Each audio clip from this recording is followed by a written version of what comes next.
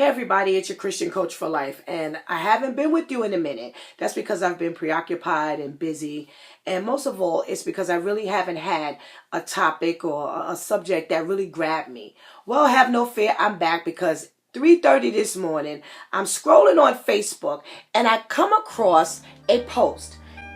It says, when God gives you a new beginning, don't repeat the same mistakes. And this kind of jumped out at me and I was like, wow, that's just for everybody, despite the fact that it's on the Grateful Addicts in Recovery page. We all need to pay attention to that. But that's not what really got me and made me post. I scrolled and I kept scrolling, just kind of looking. And here's the post that really made me come at you today. Drug addicts are not bad people or just some junkies and losers who deserve to die.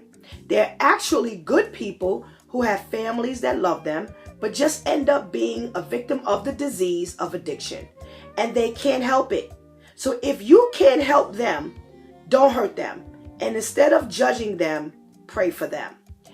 And I have to tell you, quite a few things came across my mind. It's funny because this comes at a time when I'm reading this that over the last couple of days, one blurb has been going through my head that people keep saying, I'm not a bad dude. I'm not a bad person. And this has nothing to do with drugs, but it just so happened that I read this after that because my thought is, well, then what makes a bad person? What makes a good person? Because of course, nobody wants to think of themselves as being a bad person, no matter what they do. I don't care what kind of lifestyle people live.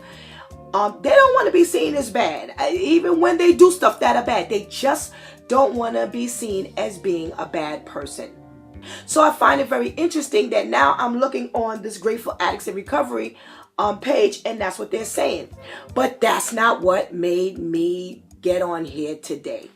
I read, and I have to read this posting to you.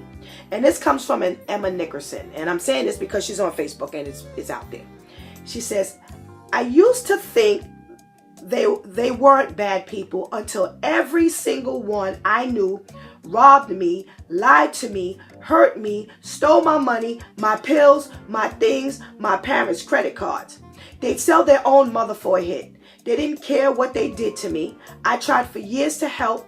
And the one I had helped for 7 years, when no one else would help him, OD'd in my house when I was going to school and working and doing everything right, and almost ruined my life and almost made my house a crime scene. So unfortunately, no one can ever make me believe again that they are good people. Well, I gotta tell you, underneath that post, there were 608 likes. And there were 431 replies. And I think I must have read about 331 of them. And let me tell you something. You talk about some mixed feelings and emotions and responses. It was officially on. They went to cussing, screaming at her, yelling at her, disagreeing. Of course, you have some that do agree. But it was all out bedlam. Now, here's what saddened me. In all of that, nobody listened. We have very few people that listened. And I've been trying to teach my congregation, especially when we're doing this couples thing, you need to learn to listen. You need to listen, not just to respond. You need to listen to understand. You need to listen to just get a clear picture of what exactly people are saying so that you can respond appropriately. And I'm telling you, 90% of the people who disagreed didn't listen. And I'll tell you why. The reason why I said that is because a lot of them said, you can't judge everybody by what one person did. You can't think that, people are bad because that one person did that. Very few of them tuned into the fact that she said every single person who was an addict and she trusted. And that really is probably what pushed her to say what she said. Maybe had she had one person, maybe even two, kind of go that route on her and really deceive her and lie and steal and things like that, she would have been maybe upset but not really angry. But it wasn't until she said that I helped him for 7 years. He ended up messing up. He OD'd and made my house, almost made my house a crime scene. Now, I don't know about the rest of you, but I'm telling you, I'm real funny about my house. You know, we live here. We live in a relatively quiet neighborhood. We are not in, you know, the rich neighborhood, but we live in a relatively nice and quiet neighborhood. And I don't want no police at my door, especially for something that I didn't do or is a true emergency, such as fire or somebody getting sick, having a heart attack or a stroke or something like that. You know, because I've had the ambulance here to my house several times. And of course, they were accompanied by the police a lot of times, but it's always been because I was ill naturally. So I can understand why she, you know, primarily really got upset at that. But as I was reading the post, I really began to wonder, did y'all read what this girl just said? Now, here's where we're going. Why am I here with you today? I need your help. I need your help. You know, we all have to contribute to the world being a better place in any manner we can. And one of the things that I really got out of reading the dialogue and the communication on this web page is the fact that there's a lot of misunderstanding. There's a lot of selfishness. There's a lot of one-sided thinking. There's a lot of I ain't listening because I ain't trying to hear it, for whatever the reason is. You had the people who have been really hurt by the drug addict, and they're not trying to hear nothing the drug addict has to say. And you got the drug addict that says, listen, I'm sick. I got a disease. You know, you need to just fall back because, you know, we just make mistakes. And there's no understanding. And in all honesty, there may never be an understanding. It may just be like politics where you have the Democrats and Republicans. But here's what I want to make the attempt to do. Because listen, this is prevalent. This is scary. This drug use, it is ripping up the home. And God has really, you know, put me on a platform of helping the home. Right now, I'm doing on my Blog Talk Radio, I'm doing Impactful Prayer for Him, praying for our husbands over 30 different areas of his life. And ultimately, it helps our children if that couple can come together. And now I need to approach this from this angle as well. I need us to understand one another. So here's the question. Is drug addiction a disease? That's all I want to know. Step one. Is drug addiction a disease? I don't care if you're the drug addict. I don't care if you're an ex-addict. I don't care if you're the mother of an addict, the father of an addict, the sister, the cousin, the friend, the co-worker. You've been robbed by an addict and you didn't even know who it was, but they just robbed your house. I don't care who you are. I don't care whether you're rich or you're poor. I don't care if you're black, white, Hispanic, Mexican, Asian. It doesn't matter to me.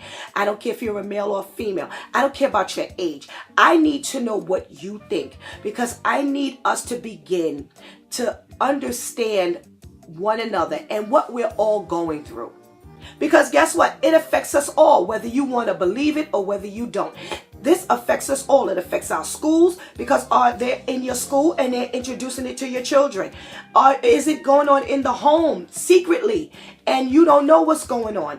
But at the end of the day, it's tearing us apart. Not us apart just as families, but then if you're tearing apart the families, now you're tearing apart the world, the communities. It doesn't matter. It's all being ripped apart. So we need to begin to understand. And even if at the end of the day, we only get 5 people to understand the other side and to just now be more understanding and now be able to pray, because at the end of the day, that's what our job is. We're called to help fix this world by praying for this world. And I'm going to tell you something. If we don't understand, we can't pray, because when we go to God, our hearts are not going to be right. When we go to God, we're not going to have a clear thinking pattern. We're going to go with animosity and attitude and a level of unforgiveness simply for one reason, and that's because we don't understand. So let's start working on Is it a disease? Help me out. Let me know. I'm going to play moderator for right now. I'm not going to offer an opinion. I'm just going to moderate. And I'm just going to allow you to speak. But here are the rules. My rules. Here are the rules. A, keep it clean. You can say what you want to say. Keep it clean. You cannot curse. You cannot belittle somebody. Just state whether you feel it is or whether you feel it isn't. And if you know, it's best that you give, an explanation. Doesn't have to be long. Doesn't have to be short. Just put what's out there on your heart.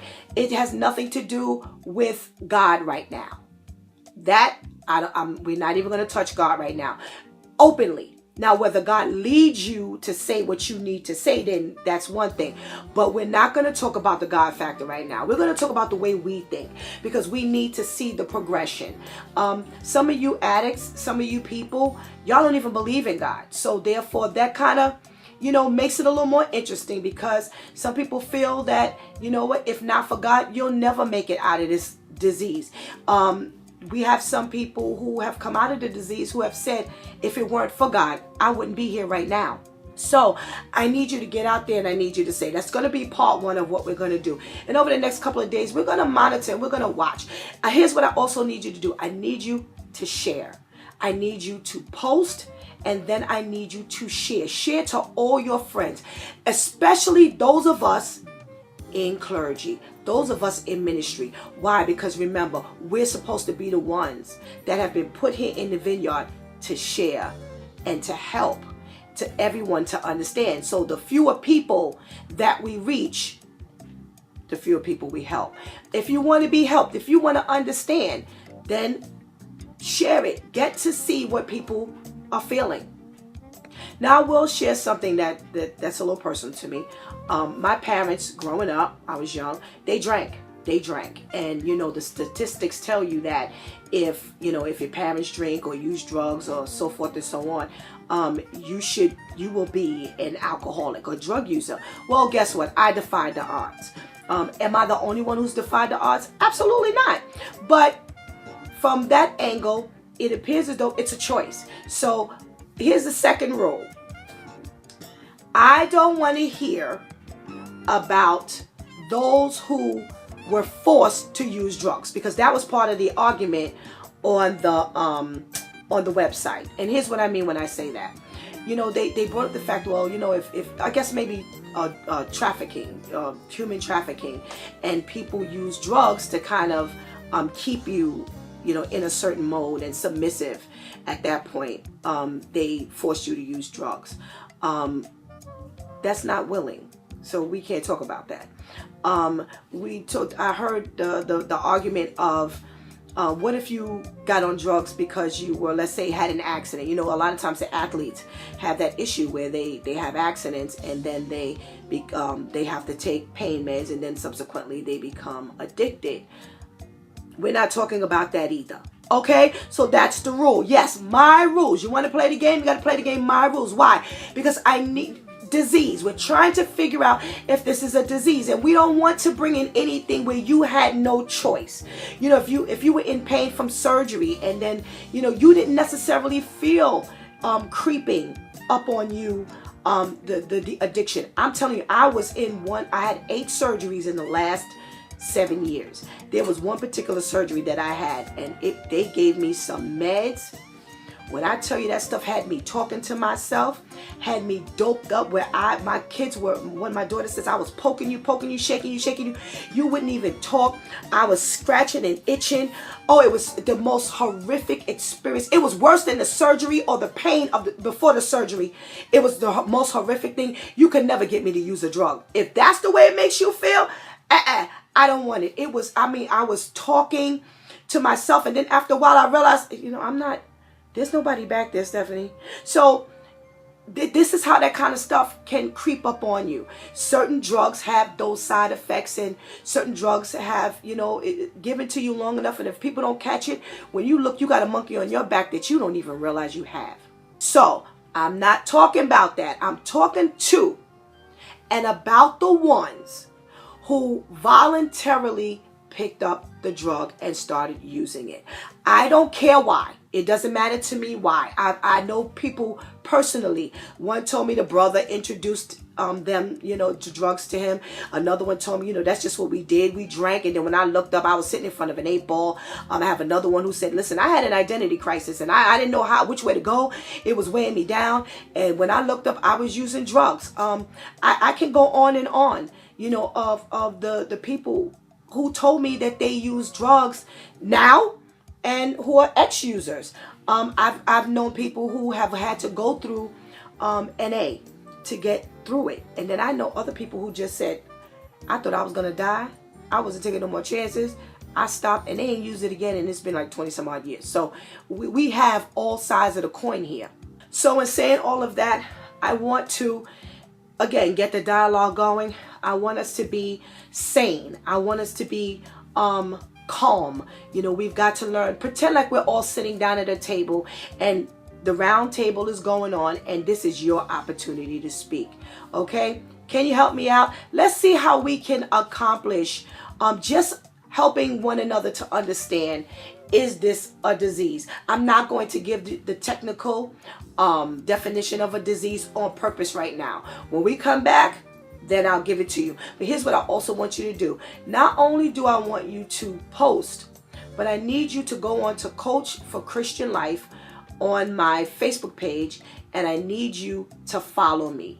Okay? I need you to just follow so you can get all of the feedback that's coming. If you don't follow and you forget to look, or you may miss some postings. So if you're really into this and you really want to help, if you're a drug addict and you really want us to understand, this really is a disease and here's why, or here was my plight and I need you to quite understand what I'm going through, then go ahead and say it. If you're coming like this other lady said, well, listen, I was hurt, so I ain't trying to hear nobody right now. Somebody else said they broke into my house, they stole my children's Christmas gifts. I don't care what your issue is. It ain't no disease, because at the end of the day, you're a thief. So it can go any way, but I want to hear from you. Let's see if we can change the world by making this a better place, by us being able to sit down and talk. Thanks for listening. Thanks for participating. It's your Christian Coach for Life, and I am so looking forward to all of the dialogue that's going to go on, and I'm going to keep this entire situation in prayer. Check you later.